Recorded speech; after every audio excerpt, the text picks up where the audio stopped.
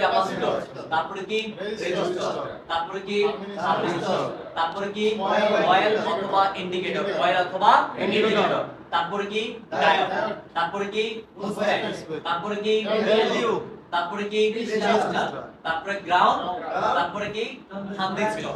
কি বলা হয়? থার্মিস্টর।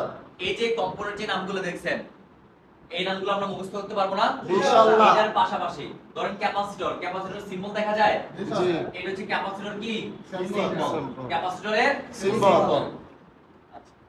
তারপর লেখা আছে রেজিস্টর, কি রেজিস্টর। এই লম্বা দাগ এভাবে হাত কেটে মুখ বুঝছেন, জি। এটাকে বলা হয় কি রেজিস্টর। যেমন দেখেন ক্যাপাসিটর সিম্বল প্লাস এখানে লেখা আছে সি তে কি বোঝায়? ক্যাপাসিটর। সি তে কি বোঝায়? ক্যাপাসিটর। অর্থাৎ ক্যাপাসিটরের শর্ট ফর্ম কি সি, ক্যাপাসিটরের শর্ট ফর্ম কি সি। তারপর আছে রেজিস্টর, কি রেজিস্টর। রেজিস্টর সিম্বল দেখছেন, জি। এখন সিম্বল কি মুখস্থ করার বিষয়, আপনি যত আগে করবেন তত এটা মাথায় ঢুকবে।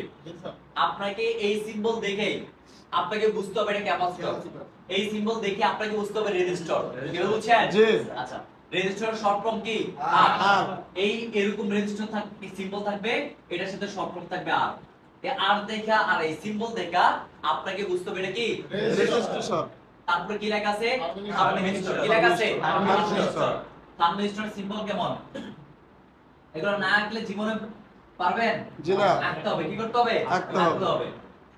তারপরে রেজিস্টরের মতো এই এখানে জেড এর মতো, কিন্তু বুঝছেন, এগুলো হচ্ছে কি থার্মিস্টর।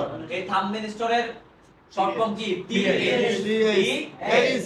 সফটওয়্যারে আপনাকে সরাসরি থার্মিস্টর থাকবে না লেখা, সরাসরি ক্যাপাসিটর থাকবে না, সরাসরি রেজিস্টর লেখা থাকবে না, তার শর্ট ফর্ম লেখা থাকবে।